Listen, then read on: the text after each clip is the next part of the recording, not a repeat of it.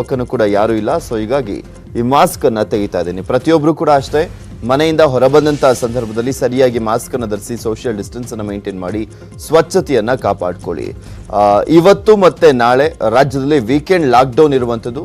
ಸುಮ್ಮನೆ ಅನಗತ್ಯವಾಗಿ ಅಂತೂ ಓಡಾಡಬೇಡಿ. ಯಾಕೆಂದ್ರೆ ಅನಗತ್ಯವಾಗಿ ಓಡಾಡಿದ್ರೆ ಗಾಡಿಯನ್ನ ಸೀಸ್ ಮಾಡಲಾಗುತ್ತೆ.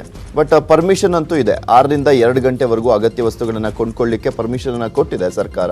ಸೊ ಇದಕ್ಕೋಸ್ಕರನೇ ನಿನ್ನೆ ಪೊಲೀಸ್ ಇಲಾಖೆಯವರು ಕೂಡ ಎಚ್ಚರಿಕೆಯನ್ನ ಕೊಟ್ಟಿರುವಂತದ್ದು. ಸುಮ್ಮನೆ ಓಡಾಡಿದ್ರೆ ಮಾತ್ರ ಗಾಡಿಯನ್ನ ಸೀಸ್ ಮಾಡ್ತೀವಿ, ಎಚ್ಚರಿಕೆಯಿಂದ ಇರಿ ಅಂತ ಹೇಳಿದ್ರು. ನೀವು ಕೂಡ ಅಷ್ಟೇ ಹೊರಗಡೆ ಬಂದಂತ ಸಂದರ್ಭದಲ್ಲಿ ಸರ್ಕಾರದ ಎಲ್ಲ ಮಾರ್ಗಸೂಚಿಗಳನ್ನ ಫಾಲೋ ಮಾಡಿ, ತಪ್ಪದೇ ಫಾಲೋ ಮಾಡಿದ್ರೆ ಮಾತ್ರ ನಾವು ಕೊರೋನಾದಿಂದ ದೂರ ಇರಲಿಕ್ಕೆ ಸಾಧ್ಯ. So be careful. ಈಗ ಸುದ್ದಿಗಳತ್ತ ಗಮನ ಹರಿಸೋಣ. ಇಲ್ಲಿ ಪ್ರಮುಖವಾಗಿ ನಿನ್ನೆಲ್ಲ ಏನೇನೆಲ್ಲ ಬೆಳವಣಿಗೆಗಳಾಗಿದ್ದಾವೆ, ಇವತ್ತು ಏನಾಗ್ಬೋದು ಅದೆಲ್ಲದರ ಕಂಪ್ಲೀಟ್ ಮಾಹಿತಿಯನ್ನು ನಿಮ್ಮ ಮುಂದೆ ಇಡ್ತಾ ಹೋಗ್ತೀನಿ, ನೋಡ್ತಾ ಹೋಗೋಣ. ನಾಯಕತ್ವ ಬದಲಾವಣೆ ಸೇರಿದಂತೆ ರಾಜ್ಯ ಸರ್ಕಾರದ ಕಾರ್ಯವೈಖರಿ ಬಗ್ಗೆ ಆಡಳಿತಾರೂಢ ಬಿಜೆಪಿಯಲ್ಲಿ ಉದ್ಭವಿಸಿದ್ದಂತ ಬಿಕ್ಕಟ್ಟು ಸದ್ಯಕ್ಕೆ ದೆಹಲಿಗೆ ಸ್ಥಳಾಂತರಗೊಂಡಿದೆ. ಹಲವು ಶಾಸಕರು ಬಹಿರಂಗವಾಗಿ ಅಸಮಾಧಾನವನ್ನ ಹೊರಹಾಕಿದ್ರು. ಅಂದ್ರೆ 3 ಜನ ಬಹಿರಂಗವಾಗಿ ಅಸಮಾಧಾನವನ್ನ ಹೊರಹಾಕಿದ್ರು. ಅದರೊಂದಿಗೆ ವೈಯಕ್ತಿಕವಾಗಿ ಸಮಾಲೋಚನೆಯನ್ನ ಕೂಡ ನಡೆಸಿದ್ದಂತಹ ಬಿಜೆಪಿ ರಾಜ್ಯ ಉಸ್ತುವಾರಿ ಅರುಣ್ ಸಿಂಗ್ 3 ದಿನಗಳ ಕಾಲ ಮಾಹಿತಿ ಸಂಗ್ರಹಿಸಿ ನಿನ್ನೆ ವಾಪಸ್ ದೆಹಲಿಗೆ ತೆರಳಿದ್ದಾರೆ. ಶೀಘ್ರದಲ್ಲೇ ಅವರು ರಾಜ್ಯದಲ್ಲಿನ ವಿದ್ಯಮಾನಗಳ ಬಗ್ಗೆ ಪಕ್ಷದ ಹೈಕಮಾಂಡ್ಗೆ ವಿವರಗಳನ್ನು ಒಳಗೊಂಡಂತ ವರದಿಯೊಂದನ್ನು ಸಲ್ಲಿಸಲಿದ್ದಾರೆ. ಆ ಬಳಿಕ ವರಿಷ್ಠರು ತಮ್ಮ ಮುಂದಿನ ತೀರ್ಮಾನವನ್ನು ಕೈಗೊಳ್ಳಿದ್ದಾರೆ ಅಂತ ಮೂಲಗಳು ಹೇಳಿವೆ. ಅದರ ವರಿಷ್ಠರ ನಿರ್ಧಾರ ಹೊರಬೀಳುವವರೆಗೂ ಭಿನ್ನಾಭಿಪ್ರಾಯ ಹೊಂದಿರುವಂತಹ ಶಾಸಕರು ಸದ್ಯಕ್ಕೆ ಸುಮ್ಮನಾಗ್ತಾರೆಯೇ ಅಥವಾ ಮತ್ತೆ ತಮ್ಮ ಚಟುವಟಿಕೆಗಳ ಮೂಲಕ ಒತ್ತಡ ಹೇರುವಂತ ತಂತ್ರವನ್ನ ಮುಂದುವರಿಸ್ತಾರಾ ಎಂಬುದು ಕುತೂಹಲಕಾರಿಯಾಗಿದೆ. ಸಿಎಂ ಕುರ್ಚಿಯಲ್ಲಿ ಯಡಿಯೂರಪ್ಪ ಸೇಫ್ ಆಗಿದ್ದಾರೆ. ಬಂಡಾಯ ಟುಸ್ ಆಗಿದ್ದು ಯಡಿಯೂರಪ್ಪನವರಿಗೆ ಹೈಕಮಾಂಡ್ ಫುಲ್ ಮಾರ್ಕ್ಸ್ ನೀಡಿದೆ. ಕೋರ್ ಕಮಿಟಿ ಸಭೆ ಮುಗಿಯುತ್ತಲೇ ಸಿಎಂ ವಿಕ್ಟರಿ ಸಿಂಬಲ್ ಅನ್ನು ತೋರಿಸಿದ್ರು. ಸಭೆ ಮುಗಿಸಿ ನಗುಮೊಗದಿಂದಲೇ ಬಿಜೆಪಿ ಕಚೇರಿಯಿಂದ ತೆರಳಿದ್ರು. ನಾಯಕತ್ವ ಬದಲಾವಣೆ ಇಲ್ಲ, ಯಾರು ಮಾತಾಡಬೇಡಿ ಅಂತ ಎಲ್ಲದಕ್ಕೂ ಕೂಡ ಉತ್ತರ ಕೊಟ್ಟು ಅರುಣ್ ಸಿಂಗ್ ಹೊರಟರು.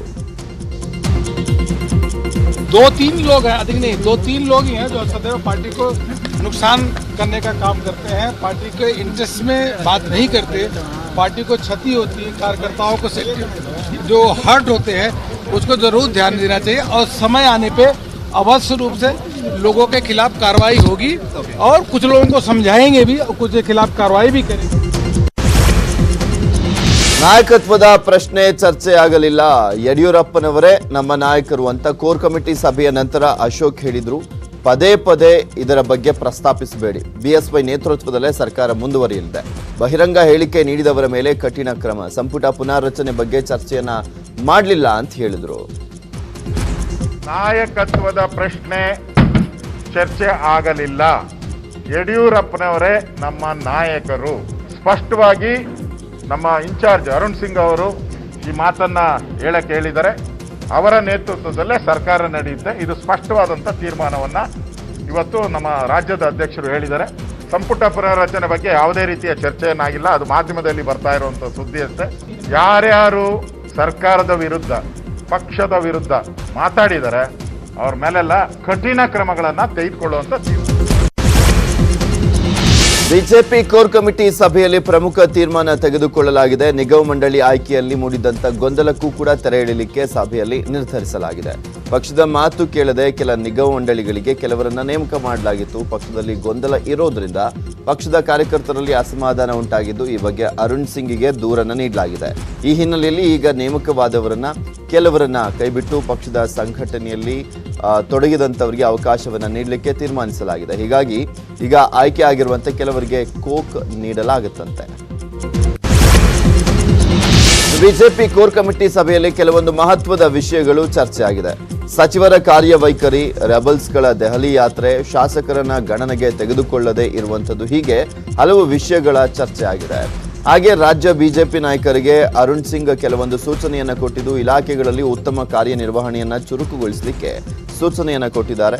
ಹಾಗೆ ಕೆಲ ಇಲಾಖಾವಾರು ಕಾರ್ಯನಿರ್ವಹಣೆ ಬಗ್ಗೆ ಅರುಣ್ ಸಿಂಗ್ ಅಸಮಾಧಾನವನ್ನು ವ್ಯಕ್ತಪಡಿಸಿದ್ದು, ಸಚಿವರ ಕಾರ್ಯವೈಖರಿ ತೃಪ್ತಿದಾಯಕವಾಗಿಲ್ಲ ಅಂತ ಎಚ್ಚರಿಕೆಯನ್ನ ಕೊಟ್ಟಿದ್ದಾರಂತೆ.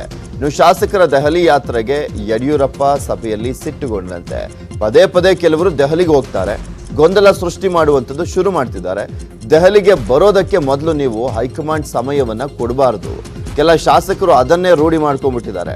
ದೆಹಲಿಗೆ ಬರ್ತಾರೆ, ಮೊದಲು ಇದನ್ನ ನಿಲ್ಲಿಸಿದ್ರೆ ಗೊಂದಲ ತಾನಾಗಿಯೇ ನಿಲ್ಲುತ್ತೆ ಅಂತ ಸಿಡಿಮುಡಿಗೊಂಡೆ ಮಾತನಾಡಿದ್ರಂತೆ. ಕೋರ್ ಕಮಿಟಿ ಸಭೆಯಲ್ಲಿ ಶಿಸ್ತಿನ ಬಗ್ಗೆ ಚರ್ಚೆ ಆಗಿದೆ. ಶಿಸ್ತಿನ ಪಕ್ಷದಲ್ಲಿ ಅಶಿಸ್ತು ಸಹಿಸಲ್ಲ, ಅಶಿಸ್ತಿನ ವಿರುದ್ಧ ಸ್ಪಷ್ಟ ಸಂದೇಶಕ್ಕೆ ಸಭೆಯಲ್ಲಿ ಒತ್ತಾಯಿಸಲಾಯಿತಂತೆ. ಕೋರ್ ಕಮಿಟಿ ಸದಸ್ಯರೆಲ್ಲರೂ ಒಂದೇ ಬೇಡಿಕೆಯನ್ನ ಇಟ್ಟಿದ್ದು ಅಶಿಸ್ತಿನ ವಿರುದ್ಧ ಕಠಿಣ ಕ್ರಮವನ್ನು ಕೈಗೊಳ್ಳಬೇಕು. ಹೇಳಿಕೆಗಳಿಂದ ಪಕ್ಷಕ್ಕೆ ಡ್ಯಾಮೇಜ್ ಆಗಬಾರ್ದು. ಪಕ್ಷಕ್ಕೆ ಡ್ಯಾಮೇಜ್ ಮಾಡುವವರಿಗೆ ಕಡಿವಾಣವನ್ನು ಹಾಕಬೇಕು.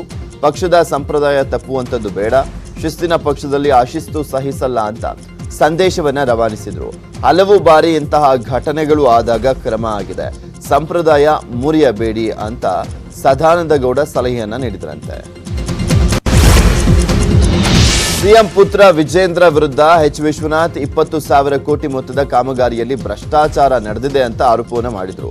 ಇದರ ಬಗ್ಗೆ ದಾಖಲೆಗಳನ್ನ ರಿಲೀಸ್ ಮಾಡಿದ್ರು. ದಾಖಲೆ ಅಂದ್ರೆ ಅದು ಏನ್ ಪರಿಷ್ಕರಣೆ ಮಾಡಿಬಿಟ್ಟು ಆ ಒಂದು ಯೋಜನೆಯನ್ನ ತರಲಾಗಿದೆ ಅನ್ನೋದ್ರ ಬಗ್ಗೆ ದಾಖಲೆಯನ್ನ ಕೊಟ್ಟಿದ್ರು. 21,470 ಕೋಟಿ ವೆಚ್ಚದಲ್ಲಿ ಭದ್ರಾ ಮೇಲ್ದಂಡೆ ಯೋಜನೆ ಕಾಮಗಾರಿ ನಡೀತಾ ಇದೆ. ಹಣವಿಲ್ಲದೆ ಇರುವಂತ ಸಂದರ್ಭದಲ್ಲಿ ಯೋಜನೆಗೆ ಮೊತ್ತ ನಿಗದಿಪಡಿಸಿದ್ಯಾಕೆ ಅಂತ ವಿಶ್ವನಾಥ್ ಪ್ರಶ್ನಿಸಿದ್ರು. ಅಲ್ಲದೆ ವಿಜೇಂದ್ರ ಮೇಲೆ ಆ ಒಂದು ಪ್ರಕರಣಕ್ಕೆ ಸಂಬಂಧಪಟ್ಟಂತೆ ಕಿಕ್ ಬ್ಯಾಕ್ ಅನ್ನ ಪಡೆದಿರುವಂತ ಆರೋಪವನ್ನು ಹೊರಿಸಿದ್ರು. ಮಕ್ಕಳಿಂದಲೇ ಯಡಿಯೂರಪ್ಪ ಜೈಲಿಗೆ ಹೋಗಿದ್ದಾರೆ, ಈಗ ಮತ್ತೆ ಜೈಲಿಗೆ ಹೋಗುವಂತ ಆತಂಕ ಇದೆ ಅಂತ ವಿಶ್ವನಾಥ್ ಕುಟುಕಿದ್ರು.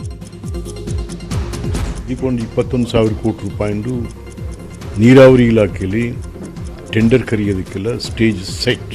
ಇವರೇನೋ ಟೆಂಡರ್ ಕರೆದು ಬಿಡ್ತಾರೆ, ಕಿಕ್ ಬ್ಯಾಕ್ ತೊಗೊಂಡು ಕಾಂಟ್ರಾಕ್ಟ್ ಕೂಡ ಕೊಟ್ಬಿಡ್ತಾರೆ.